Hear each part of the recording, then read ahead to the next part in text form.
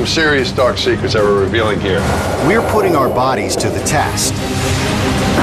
Because space has an arsenal of weapons that will kill us. Each one worse than the last. From head-spinning microgravity. Wow, I'm near puking. To extreme pressure changes. Temperature's dropping. Whoa! To something so lethal, it will destroy us from the inside out. This would be a violent way to go. It's a game of cat and mouse in the void. And our survival is the prize.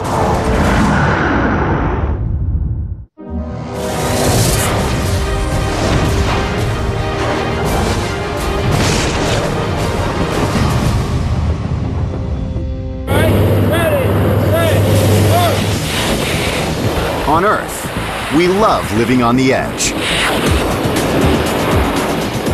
Nice. But in space, that edge is razor sharp. The void has an army of assassins just waiting to take us out. First up, a force we're all familiar with here on Earth. Gravity. 3, 2, 1, 0, and liftoff of Space Shuttle Atlantis. But in space, this hard-hitting foe can take us down. It's what astronauts face every time they try to break free of our planet. A crushing force they need to be ready for. 8 seconds. Roll command. Roll program, Houston. Roger, roll Discovery.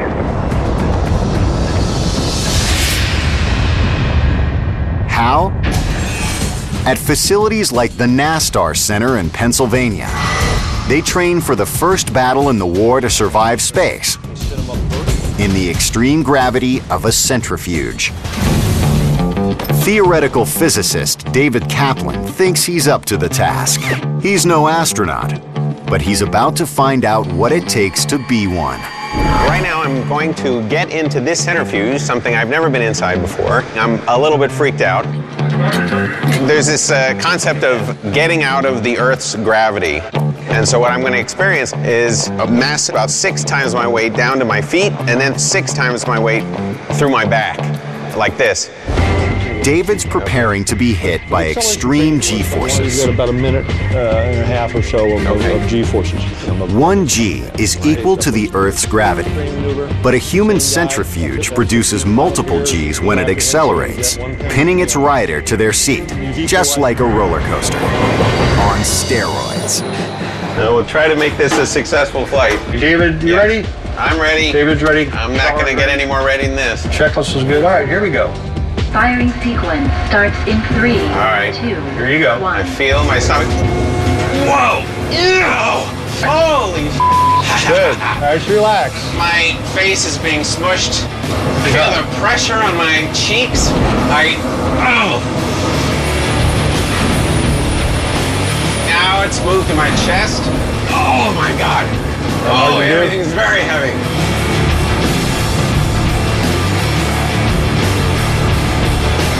Wow, I felt something's gonna break my chest.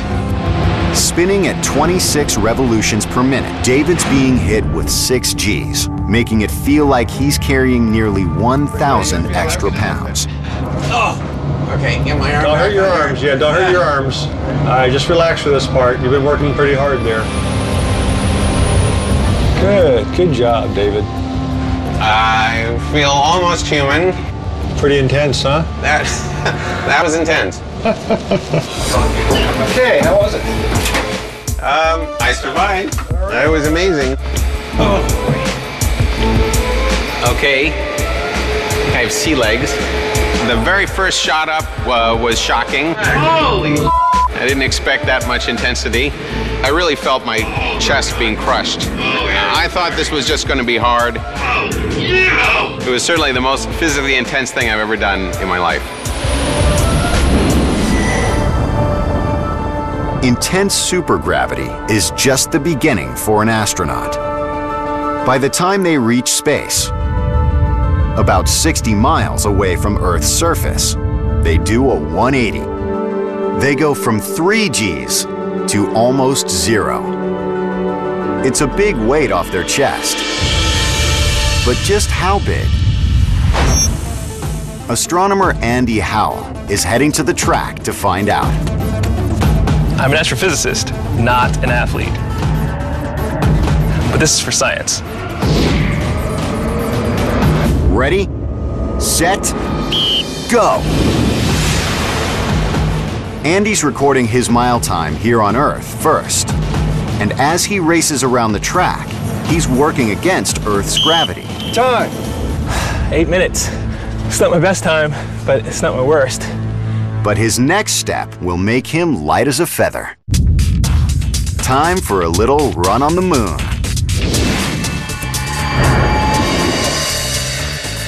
Behind me is a machine that simulates lunar gravity. It's only about 1/6 of Earth's gravity. Pretty sure it'll improve my mile time. But how much? Let's find out. All right, so this thing is inflating my pants.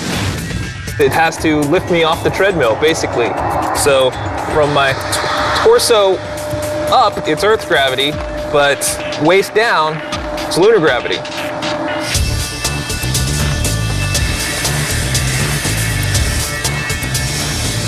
All right, so the gravity's dialed down to about 1/5 of that of Earth's gravity. It's a lot easier, I can tell you. I'm not really breaking a sweat yet at all. So I like these things. They should get one in my gym. I could say, hey, I just ran 10 miles today and impress people, but lunar running, not nearly as hard. This must be what the astronauts felt like on the moon.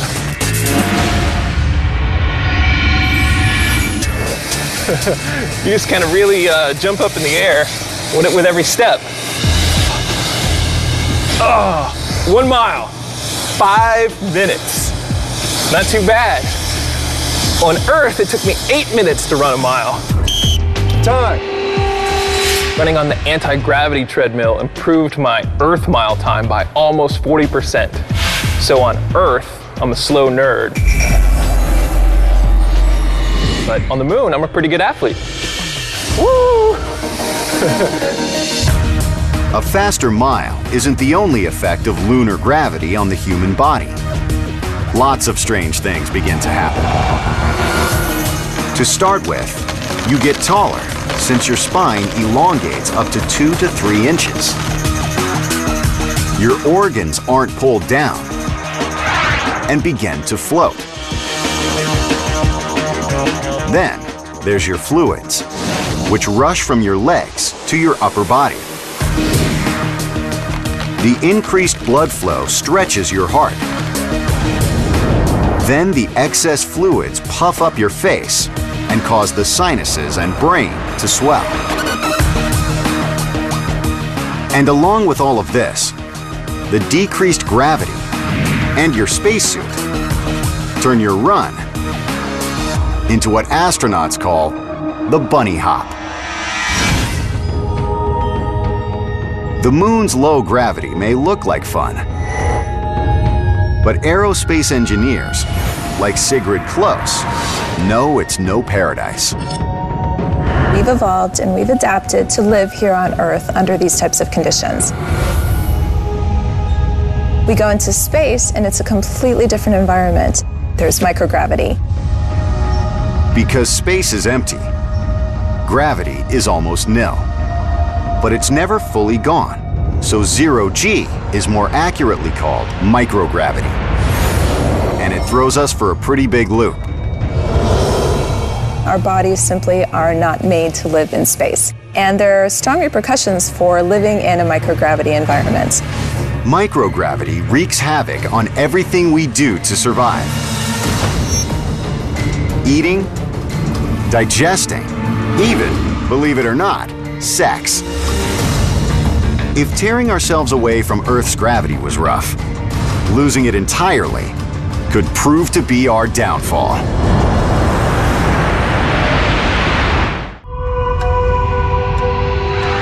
Survival beyond Earth's protective bubble is a massive undertaking.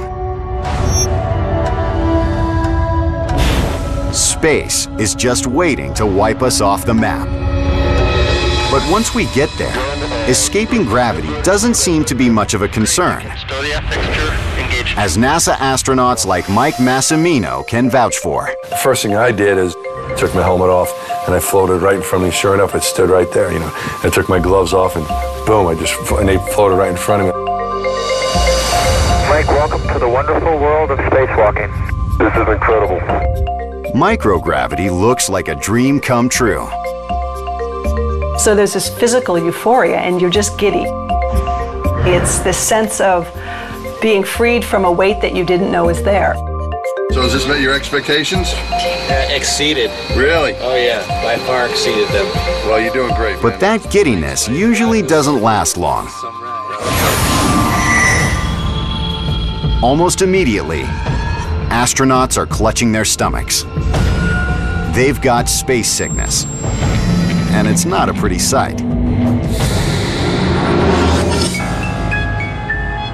What sets space motion sickness apart is the rapidity with which it comes on. Sometimes what happens is you're working on a task, crewmate comes by, is upside down, and you look at that person and it just instantly makes you ill and you throw up.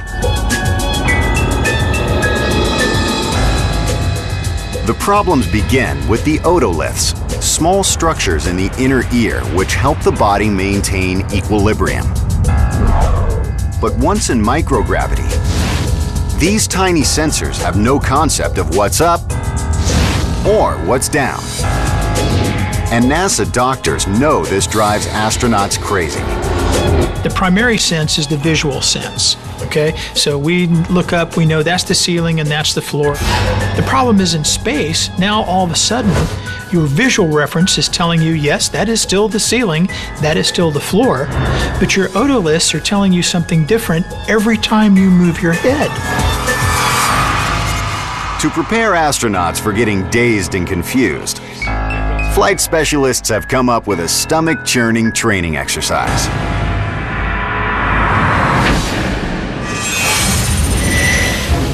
To see how it works, David Kaplan is back for more abuse at NASTAR in Pennsylvania.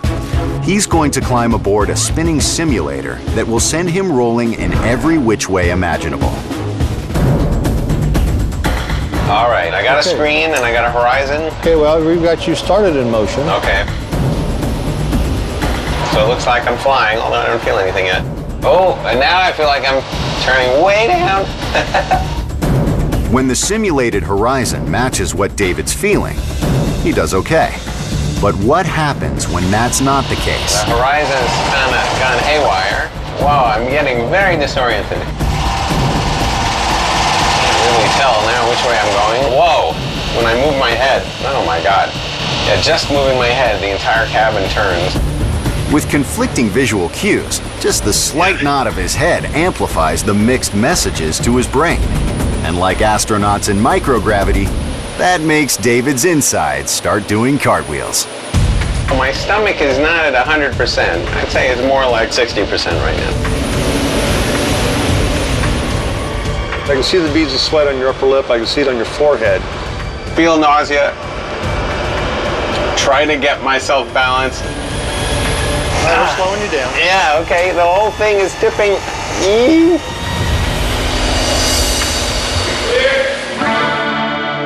Oh, now everything feels like it's spinning. Yeah, well, actually, we've got you at a full stop. No, you don't. You say I'm at a full stop, but this cab is rotating. He's definitely rotating, he says, but you can see that he's actually not moving at all. I kept checking into my stomach and my lunch, checking that it's going to stay down there.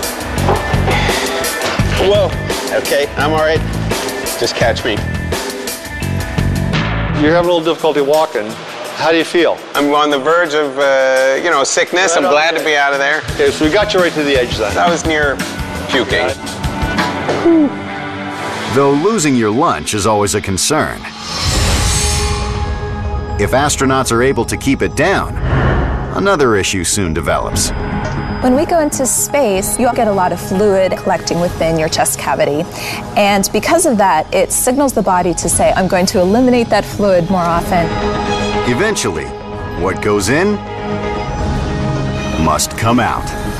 How do you go to the bathroom in 0G?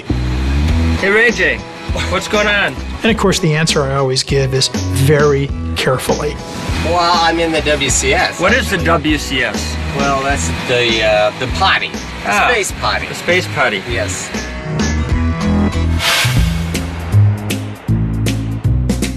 So everything in space seems more difficult than it is on Earth. I bet the bathroom's no different. It's no different. Well, hygiene is very, very important in space. You want to keep the spaceship nice and clean. You want to keep everybody healthy. So you want to make sure you know what you're doing when you go to the toilet. This is our toilet seat, and this is our urinal hose. And this allows us to learn how to use the toilet in space and to even practice using the toilet. This is an actual working toilet. What's happening is a vacuum going on inside of there, and it's evacuating the air and setting up a vacuum inside of there. The hose is flexible, but it needs to be pretty snug to its customer in order to suck away the liquid waste to a separate tank. Suction is the key, it sounds like. Suction is very, very important, making sure that the material gets taken away and into the commode and doesn't create a problem in the cabin. So one thing that helps us is our checklist. Why don't you read off these items here, and if it says a check, just tell me check. Check fan SEP, same as hose block. Hose block says SEP 1, so I'm going to put the fan SEP to SEP 1. Check mode auto. Mode is auto. Check cradle auto. Cradle is auto. Unstow hose and install urinal funnel. Okay, so this is our hose. These are our urinal funnels. We have two types. This is for little girls. This is for little boys. We don't share these things. You use your own, you stick to your own. We've got to install the funnel on the hose. Got it. What's next? Urinate. Urinate. So to recap, that's 3 switches, 2 different gender funnels, and finally, number 1 is a go. Seems pretty complicated. You think so? Yeah. You ain't seen nothing yet. That was only number 1. Uh-oh. Number 2 is even more complicated and a little intimidating. So in order to be prepared, we have a special trainer right behind you to help you get the right position on this toilet seat. This is one of the deepest, darkest secrets of NASA. And no one knows about this stuff. Look down the hole. Wow, just a camera. There's a camera, and there is a TV over here. This is for alignment practice. This is targeting practice only. And the hole that you're aiming for on that toilet is much smaller than what we're used to. Because the hole at the bottom is so small, you have to be in the right spot. If you miss, you might end up with an escapee floating in the cabin. For this exercise, we're going to do somewhat of a simulation. And we're going to simulate a part of you with this little smiley face circle that you see right here. So I will now turn my back, and you can, of course, keep the camera rolling on him, but I'm going to turn my back, and you can put that where you think it belongs. Did you put it there yet? Yep. All right, feel the body position, but make it so everything's, are you in a rush to get off of that thing? You don't like it on there, do you? People are knocking on the door, you know. Go down the hall. You want to try to align that target in the right spot. I'm not sure this is a view I really want to see of myself, right. But you know, to be an astronaut, to survive space, you gotta do this kind of stuff. Yes, there's a price you have to pay to get to space and survive, and you're paying it right now. Sitting down correctly also creates an airtight seal, allowing suction to take your deposit through a tube at the bottom up to a small bag that's then put into the trash. All right, I'm strapped in, lined up. I guess I know what comes next. Time to concentrate.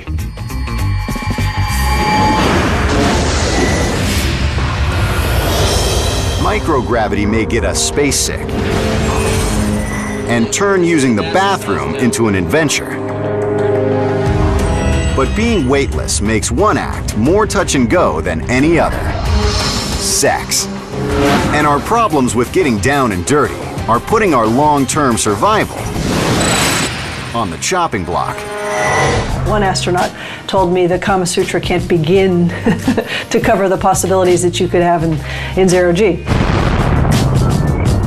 But as with everything else in 0G, sex has both its ups and downs. There's a lot of dealing with the fact that you're drifting apart. You don't have something holding you together.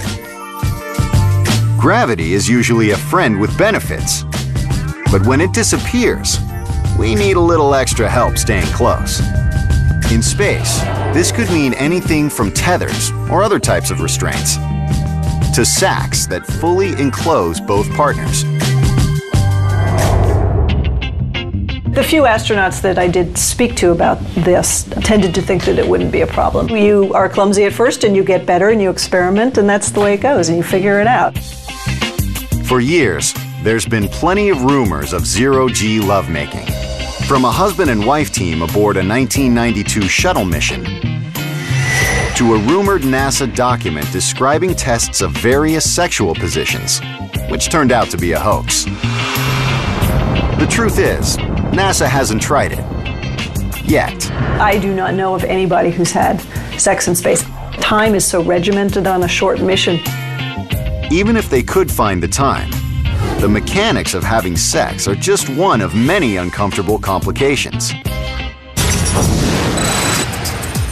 In microgravity, humans have lower blood pressure, which may make men smaller than they're used to during sex. There's also no flow of heat away from the body, which makes people sweat more. Even kissing can be unpleasant. The sense of taste and smell can change. I'm always asked about the mating part, but as a biologist and as a physician, that's not what I'm worried about. I'm worried about the implications, what happens after that. Gravity is actually an important part of human development. Without it, conception may never occur. And even if it does, fetuses might not grow properly. And we know this because of all the problems astronauts have in microgravity over the long term. The human body begins to adapt to the zero-gravity environment. The heart gets lazy. We lose mass in the heart. You lose blood volume, about 10 to 12%. We also lose muscle mass. One of the reasons why we have such strong muscles is because we're working all the time against gravity. If we don't have that, then our muscles atrophy. The skeletal system continues to lose calcium, which means bone demineralization. And once you go beyond about a year or 2 years, you might be in a situation in which you literally could not come back to Earth. So we've been able to solve some of the short-term problems associated with space travel, but the longer-term problems, we don't quite know how we'll deal with those on a long space mission.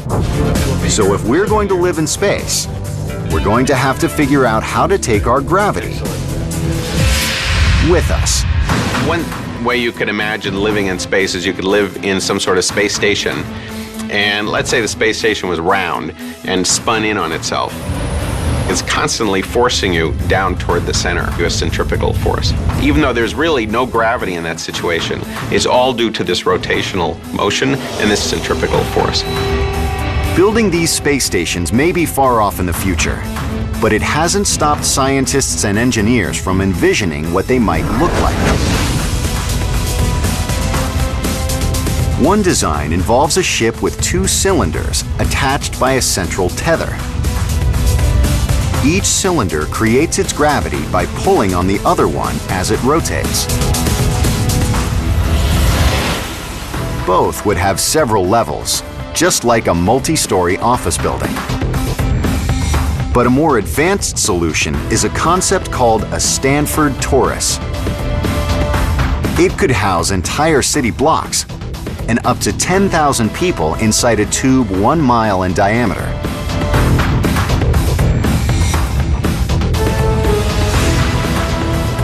The exterior of the ship spins like a giant wheel, rotating once per minute, bringing all the gravity we would ever need to survive.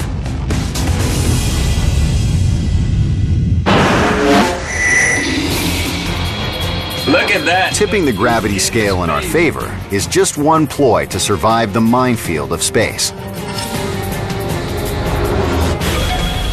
But our next confrontation is a more urgent hazard: the volatile nature of temperature, which can change on a dime. Our own moon shows just how extreme the climate can be. In the shade, the temperature here gets nearly twice as cold as Antarctica. But when the sun hits the surface, the moon heats up to a temperature nearly twice as hot as we've ever recorded on Earth.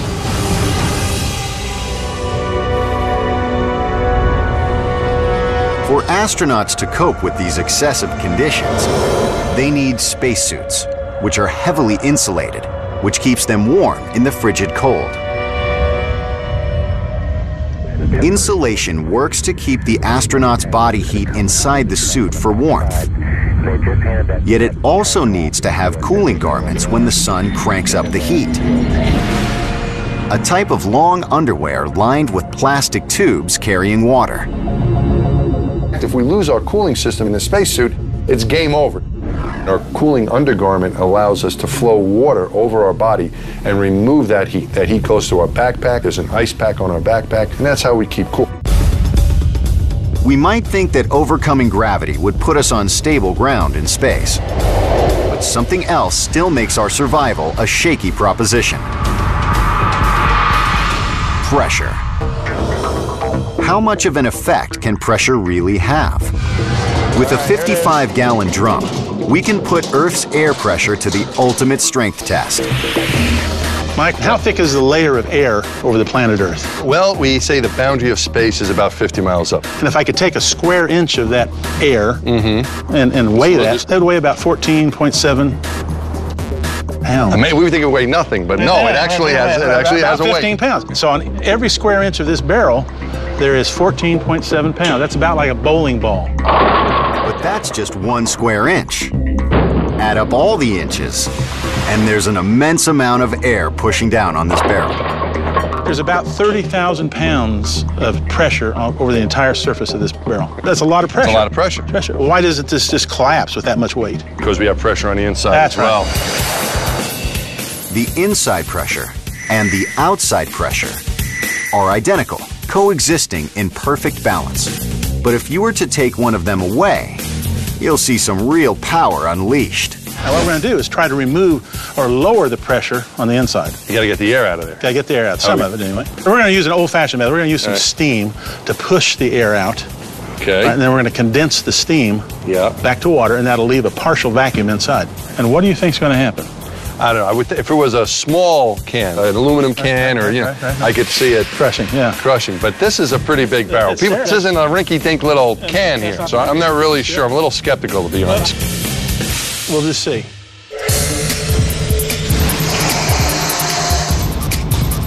So I want you to put on your safety glasses, please. Very good idea. Very good idea. Safety point. All right, let it rip. Here we go. Yeah, we got some heat going now. It's going. Now, you're a true scientist, right? So as a true scientist, should we not watch the pot boil? We don't want to be here all day. Well, I tell you what are we going to do? As a backup, I brought along a flamethrower. Whoa. There you go. Yeah, that'll work. This is how we barbecue in Texas. Yeah, that's going to increase the speed of boiling. We're just rocking and rolling. Okay, we have steam coming up. Now that most of the water vapor has escaped, getting low pressure inside requires 2 more steps. So why don't you get the wrench? Screwing the top on and getting this barrel a little chilled. It's going to take quite a while for that barrel to cool down. So we're going to speed up the cooling process using the water here. Does that make sense? And that's going to create a lower pressure inside the barrel. And if there's a significant difference between the inside and the outside, the barrel might let us know that. So like a little dent? Well, maybe a little dent. All right, here we go. Let's see what happens. There you go. Temperature's dropping. Whoa! What the heck happened? Holy cow, what did you do? I didn't do that. You left something inside of there. Man, that's hard on an old man. I didn't think I could move that fast.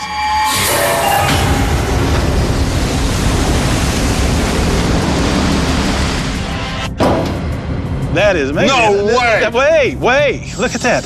Now, is there anything touching the barrel? What's touching the barrel? The air pressure. Air is crushing the barrel. Well, you gotta be, look at that thing. Yeah, it looks like I sat on it, doesn't it? Yeah. So that's the amount of pressure I'm on all the time? All the time. That's how we live our daily lives on this. Right on the edge. Right on the edge of being crushed.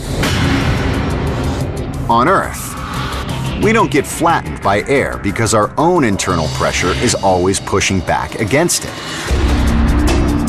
But on a planet like Venus, we'd be fighting a losing battle.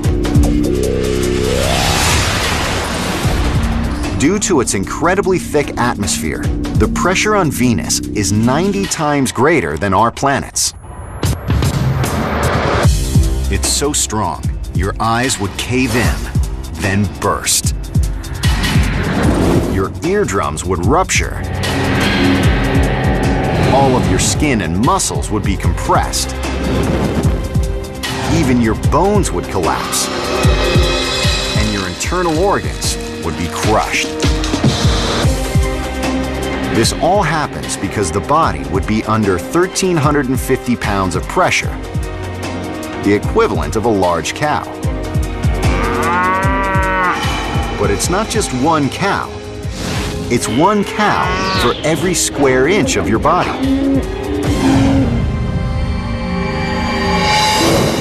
Fortunately, nobody is looking to live on Venus. But space, that's a different story. And once outside the planet's atmosphere, the danger isn't too much pressure, it's too little. As the US Air Force found out in 1960 with nearly tragic results. Pilot Joseph Kittinger was chosen to conduct a series of tests meant to improve the chance of survival after bailing out at high altitudes. He's like, I'll do it. I think his quote was, "You don't get any of the fun stuff unless you volunteer." Kittinger ascended to the edge of space in nothing more than a small aluminum capsule, called a gondola, attached to the bottom of a 170-foot diameter balloon. He's going up in a little gondola and he's at, 100,000 feet, and nobody's done this before. At nearly 19.5 miles above the Earth, Kittinger begins the test by jumping.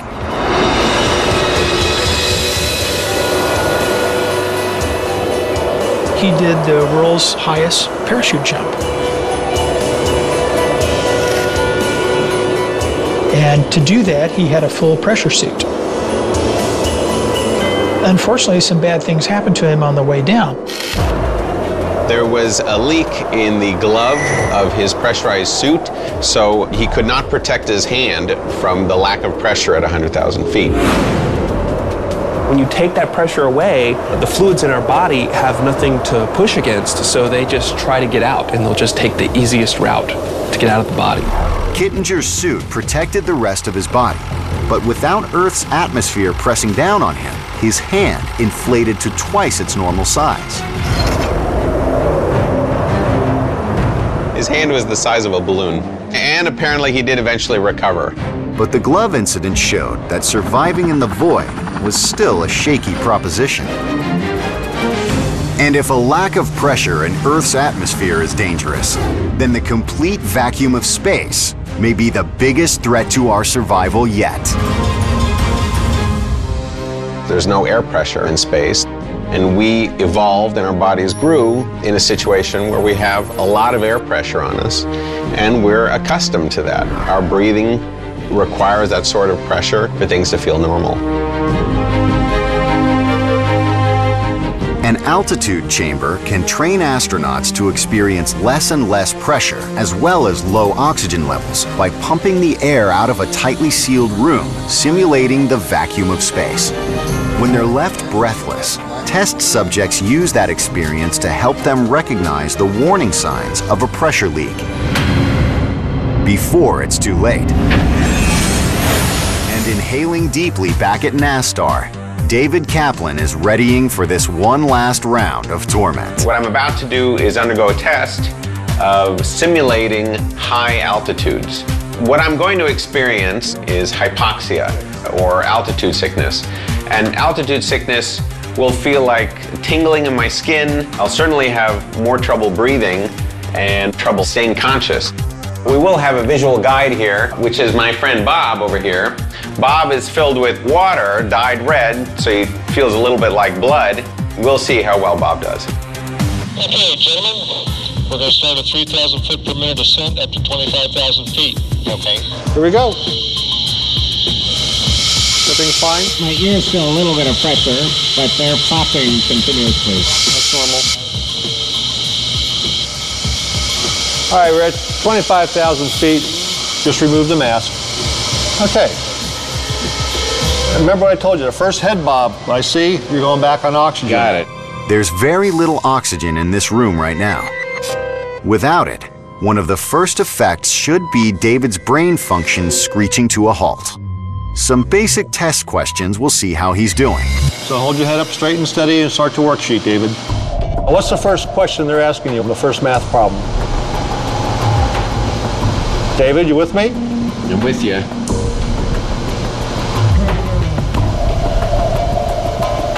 Okay, he's sufficiently hypoxic. He's not responding.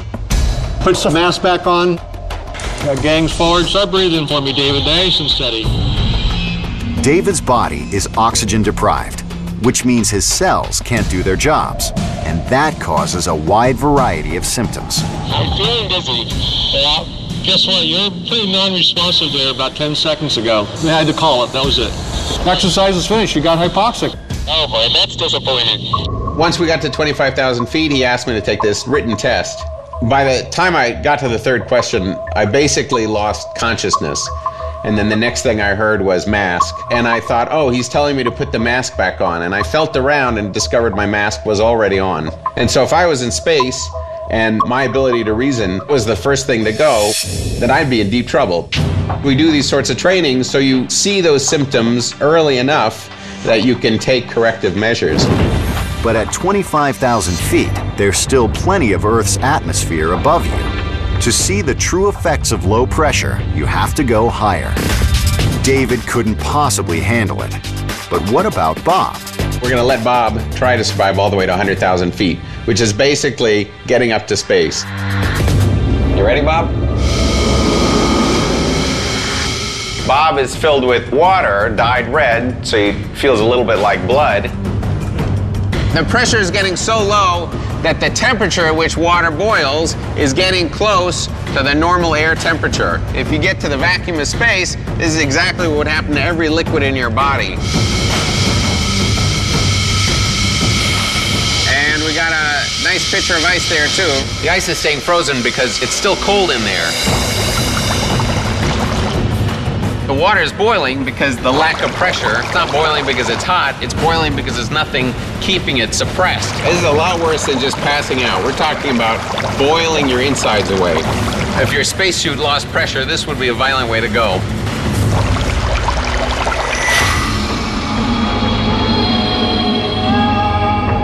But how exactly could an astronaut's spacesuit lose pressure? The answer could be our deadliest, most unpredictable threat yet. Micrometeorites. If a meteorite would pierce all the way through the layers of the suit down to the pressure bladder and actually break that as well to create a hole, then you would lose your breathing oxygen, you would lose the pressure that keeps you alive. It could be a really bad day. In space, this bad day can happen in less than 2 minutes after impact. Since a micrometeorite strike that depressurizes the suit also makes it lose oxygen, an astronaut has to make a quick decision.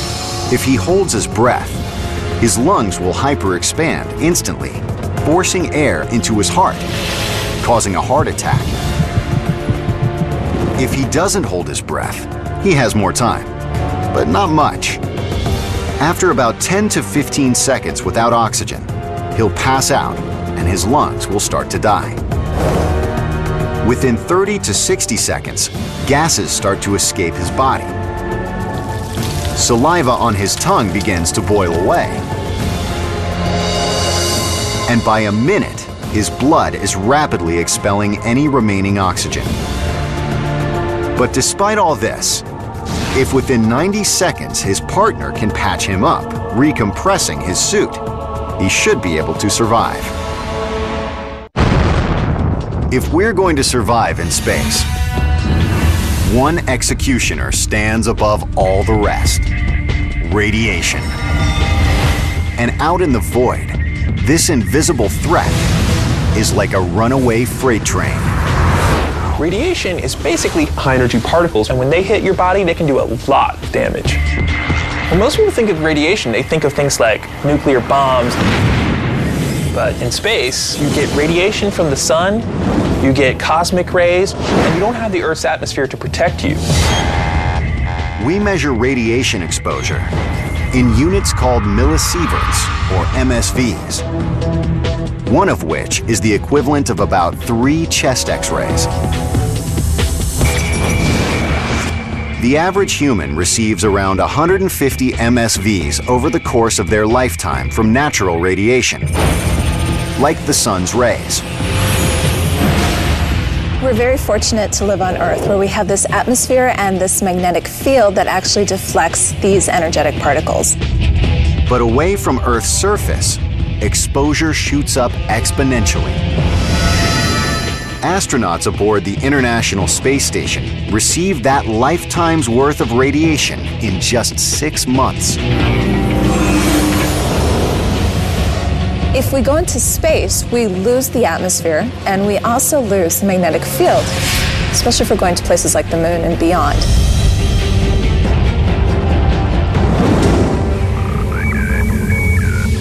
Radiation is a danger almost anywhere we go. Even our close neighbor Mars is no safe haven. Its atmosphere is less than 1% the thickness of Earth's.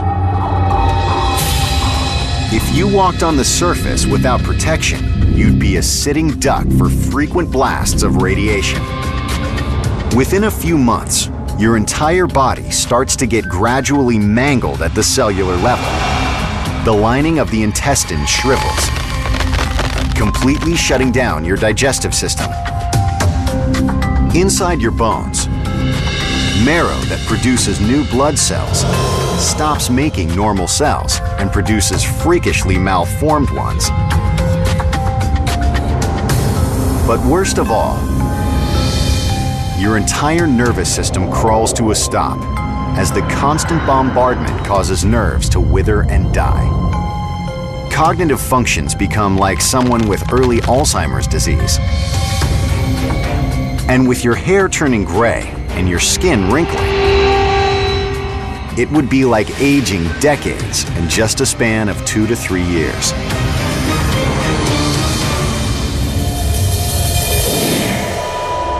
With all of this deadly energy firing at us from every direction in space, it might look like there's no hope for our survival. But new radiation shielding techniques are at the top of NASA and other space agencies' wish list. So what NASA's looking at now is, can they actually build spacecraft out of the same types of material that our garbage bags are made out of? These plastics actually can protect better from these cosmic rays than the aluminum that we've used in the past to build spacecraft. Another thing we can do is have tanks of our fuel that propel the spacecraft actually surrounding the living quarters of the astronauts. The fuel also provides some type of protection where these cosmic rays will actually then embed in the fuel and won't actually make it into the living quarters.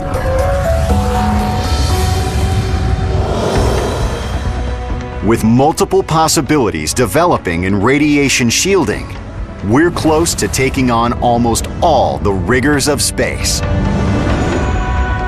Human beings were not built to be in space, that's for sure. But I think all forms of exploration are great. And if we actually want to survive out there, we definitely have a threshold to get over to get ourselves into space.